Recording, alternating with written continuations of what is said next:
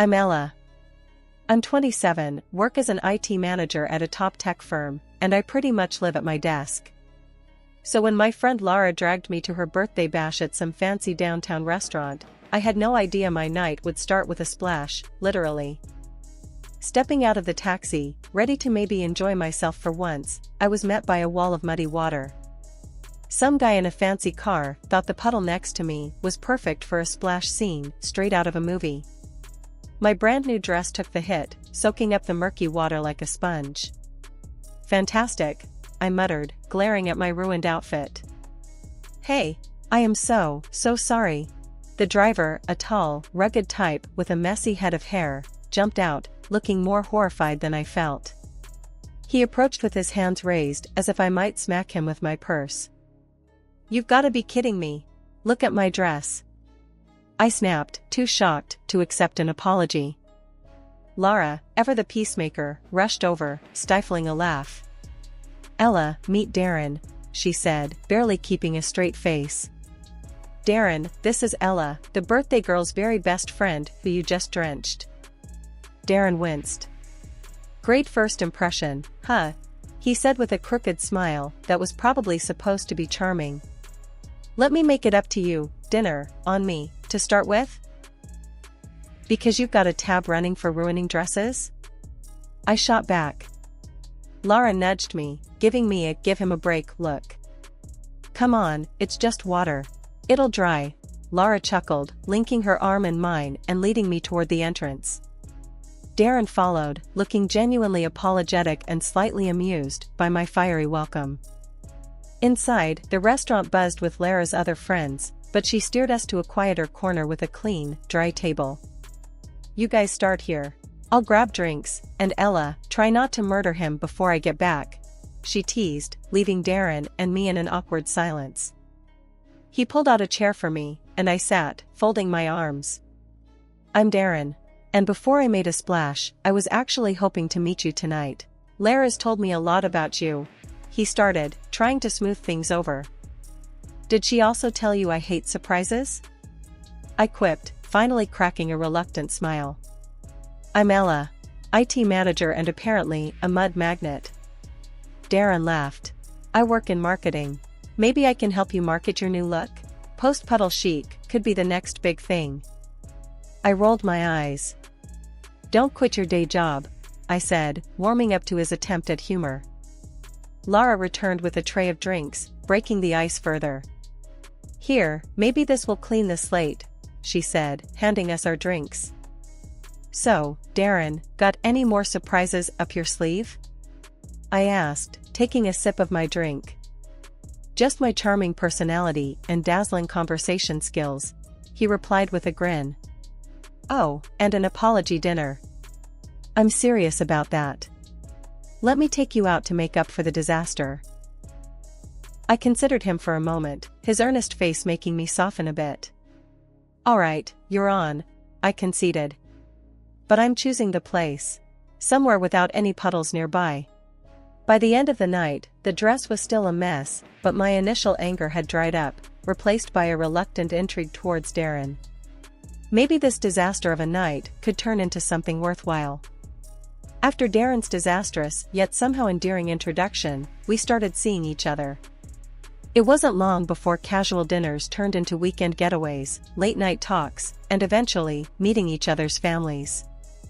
I should have known things would get more complicated once families got involved. Look, I really like you, Ella, Darren said one evening as we walked through the park, his hand finding mine. I think it's time you met my folks. What do you say?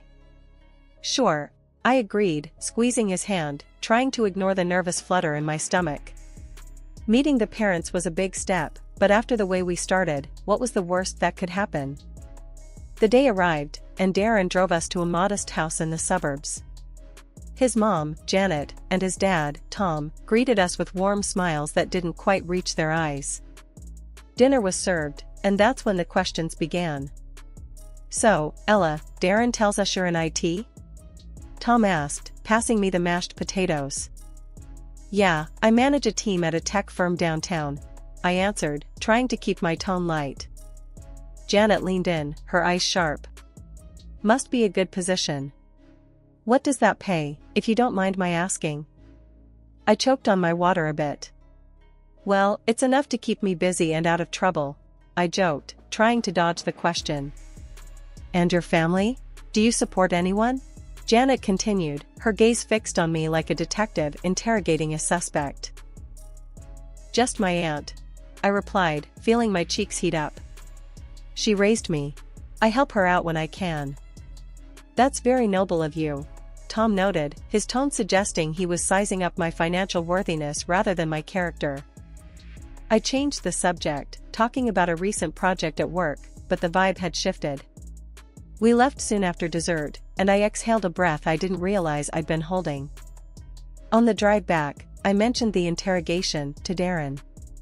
Your parents have a lot of questions about money, huh? Darren shrugged. That's just how they are. Always planning, always calculating. Don't sweat it. I decided to call my Aunt Tessa later that night to unload. Ella, you need to watch out, she warned over the phone after hearing about the dinner. People who start with money questions never stop. They're marking you. Aunt Tessa, they were just curious, I guess. Darren says it's normal for them. Normal? Honey, there's curious, and there's nosy. And those two sound like they're planning to spend your money, not get to know you, she cautioned, her voice stern with experience. Months passed, and Darren's charm outweighed my reservations. When he proposed, it was sweet, simple, and in the same park where we'd decided to meet his parents. Marry me, Ella. Let's start our own family tradition, he said, his eyes hopeful. I said yes. The ring was beautiful, and the moment felt right. My doubts about his parents lingered, but love, as they say, was blind. As I prepared for bed that night, Aunt Tessa's words echoed in my head, mixing with Lara's. A knot of worry settled in my stomach, but I pushed it aside. Darren was worth it. His parents, well, I'd cross that bridge when I came to it. But deep down, I knew that bridge was coming up fast, and I wasn't sure I was ready for what was on the other side. Wedding planning kicked off at full throttle after Darren popped the question. I was over the moon, busy choosing flowers and tasting cake samples. I expected it to be stressful, but fun. What I didn't expect was how quickly the red flags would start waving, not just fluttering in the breeze. One evening, as we sat down with our laptops to budget our expenses, Darren looked unusually tense. Ella, I've got to tell you something, he started, avoiding my eyes. My job's been a bit rocky lately. I might not be able to chip in as much as I wanted for the wedding. I raised an eyebrow, putting down my coffee. Okay, how much are we talking? He sighed, rubbing the back of his neck. I can barely cover the band, maybe. So, what? I cover everything else? The venue, catering, photographer? I asked, my voice sharper than I intended. Darren winced. I hate asking you this, babe. But yeah, I think you'll need to. Just until I sort things out at work. I leaned back, processing. We can downsize. Cut the guest list, cheaper venue. No. Darren cut in quickly, a little too quickly. I mean, my parents would be upset. They've already told everyone. It's got to be good, Ella. My stomach nodded. Fine, I said finally, not wanting to argue. But we'll need to stick to a strict budget. As the wedding day approached, the expenses piled up, and Darren's contributions dwindled. His parents, Janet and Tom, were no help either. They had opinions about everything, from the flower arrangements to the menu, but never once offered financial help or to tone down their lavish tastes. The wedding day itself was beautiful despite the behind-the-scenes drama. I managed to push aside my frustration and focus on Darren, who looked genuinely happy as he waited for me at the altar. The ceremony was perfect, but the reception was where things started to unravel. As we mingled with guests, I noticed Janet and Tom huddled around the gift table, whispering and pointing. Curious, I wandered over. Everything okay here? I asked, trying to sound casual. Oh, Ella, we're just sorting. Some of these gifts will look better at our house, don't you think? Janet said, her voice too sweet. I stared at her, stunned. What? No, these gifts are for Darren and me. Tom shrugged, smirking. Come on, Ella. Don't be petty. We're family now. What's ours is yours, and vice versa, right? I felt my face flush with anger. No, Tom. That's not how this works. These gifts are for us, for our home. Not yours. Janet rolled her eyes. Really, Ella, don't make a fuss. Be gracious. We're just taking a few things. Nothing major. I bit my tongue, holding back a sharp retort. The last thing I wanted was a scene at my wedding. But as they walked away, a few gift envelopes and smaller presents in hand, I felt a simmering rage. After the wedding, it didn't take long for Darren's parents' true colors to start showing even more. Every time we invited them over, or there was some family gathering to attend, it was like opening a new chapter in the book of greed. It was my birthday next, and I decided to throw a little dinner at a decent restaurant in town. I thought it would be a nice change from home parties. I invited Darren and his parents, Janet and Tom. I hope this place is okay for you guys, I mentioned casually as we sat down. The restaurant had a cozy vibe, not too flashy, but with great reviews. Janet scanned the menu with a raised eyebrow. Well, it looks quaint. What's good here? I recommended a couple of dishes that were my favorites, reasonably priced and delicious. But, as the waiter came around to take our order, Janet and Tom went off script. We'll have the lobster tails, and oh, the filet mignon. And start us with a bottle of your finest wine, Tom declared, handing the menu back with a satisfied grin. I bit my lip to keep from reacting. That's quite a selection, I managed to say, keeping my tone as neutral as possible. Janet smiled sweetly. It's your birthday, dear. We should celebrate in style. The rest of the evening, I watched as they ordered more expensive items, barely touching them when they arrived. It irked me to no end seeing good food and money wasted like that. On the ride home, I let Darren have it. Your parents, they always do this. They choose the priciest things and don't even enjoy them. It's like they do it just because they can. Babe, calm down. That's just how they are. You know, old school, like to show off a bit, Darren explained, as if that was supposed to make me feel better. But it's disrespectful, Darren. They don't even think about how it looks or what it costs, I argued, frustrated. Darren sighed. Look, they're from a different time. Just let it slide. They mean well. The incident was soon followed by the holidays, which brought their own set of challenges. Christmas rolled around, and gift-giving turned into another display of imbalance. I spent time picking out thoughtful gifts for everyone, including Janet and Tom, ensuring to get them something they'd mentioned wanting. In return, they handed me a clearly last-minute, discounted item, still in the sale bag. Here you go, dear, Janet said, handing it over without much fanfare. I smiled, keeping my disappointment in check. Thanks. I hope you like what I got you, I replied, handing them their gifts, which were more than twice as expensive. Oh, how lovely, Tom said flatly, barely glancing at what was inside the package. The lack of effort on their part stung, especially when I saw the genuine appreciation from my friends for the simple but thoughtful gifts I had given them. Back home, I vented to Darren. It's always like this with them. Expensive tastes when they're spending my money, but when it's their turn, they just don't bother. Darren shrugged, looking uncomfortable. It's just how they show, affection. A $5 scarf from the clearance bin isn't affection, Darren. It's an insult, I snapped, tired of making excuses for them. After dealing with one too many incidents of Darren's parents pushing their boundaries, I figured it was time for a change. When my big bonus hit, I knew exactly what I wanted to do. Darren, let's go to Hawaii, I said one night while we were sitting on the couch, trying to decide how to celebrate. Hawaii? That sounds amazing, babe, he replied, his eyes lighting up. Just the two of us? Exactly, just us. It's romantic, and I've always wanted to go, I explained, excited at the thought of sandy beaches and no family dramas. A couple of days later, I was in the middle of booking our trip when Darren came home from visiting his folks. He looked unusually excited. Guess what?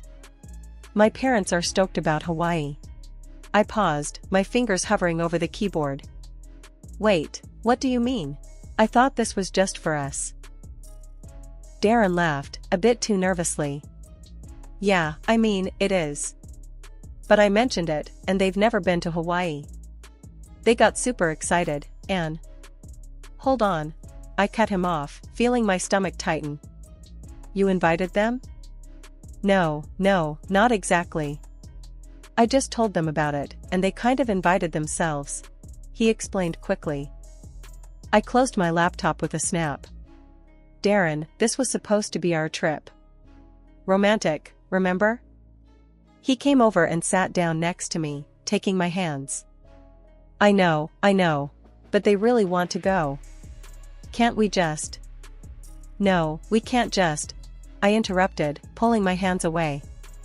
This isn't a family vacation, Darren. It's for us.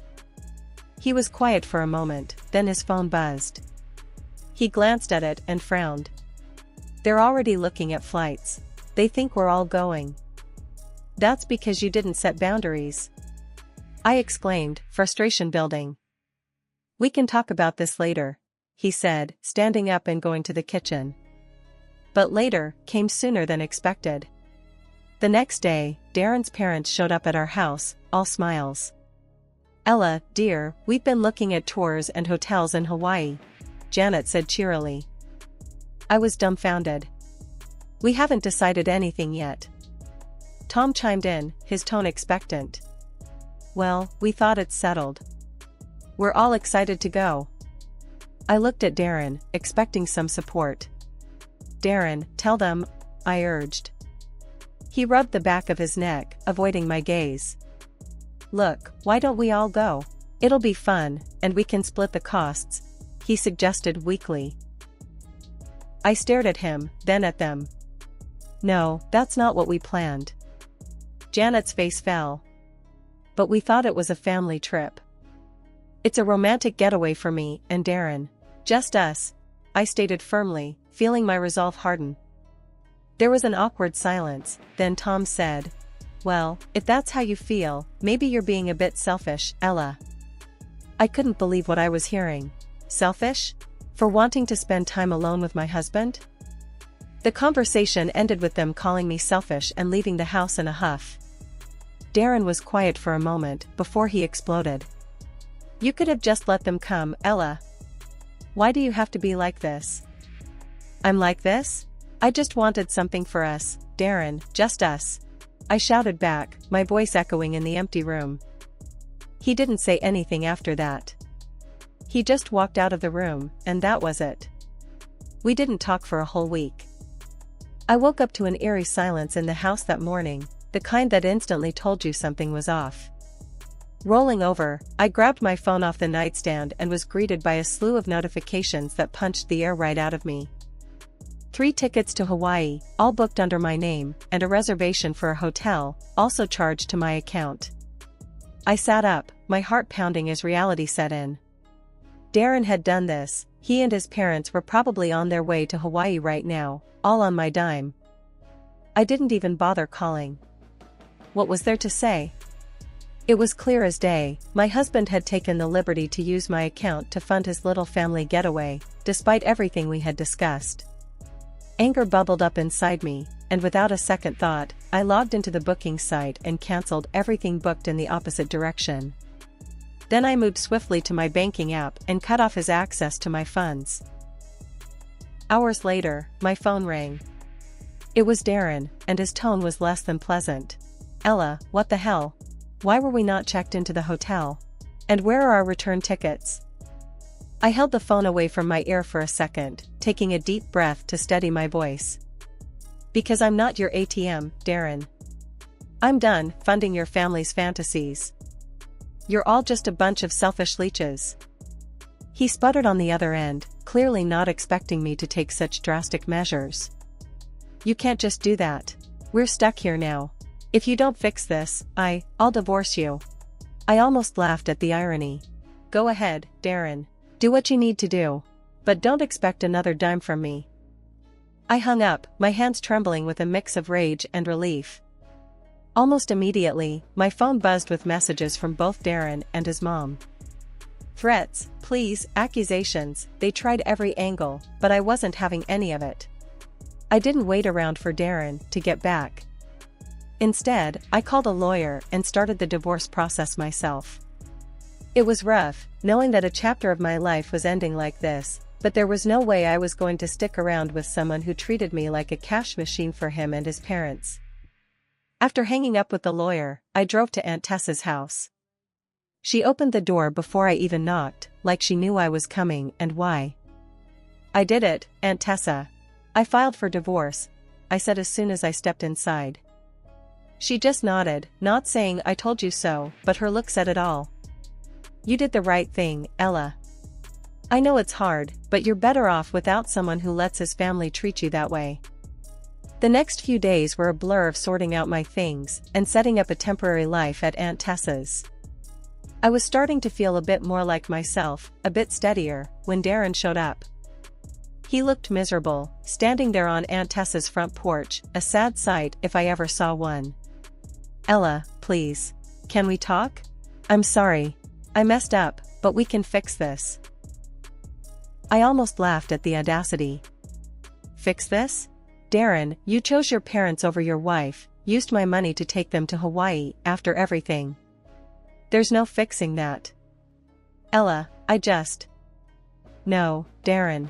You just showed me who you really are, and I don't want any part of that life, I interrupted, crossing my arms.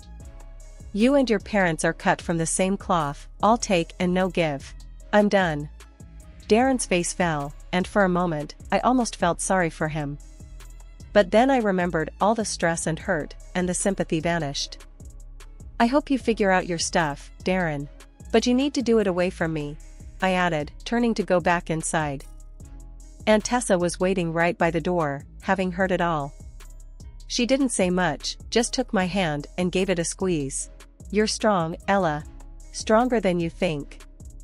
2 weeks after everything fell apart, I found myself sitting in a Stark law office across from Darren and his parents.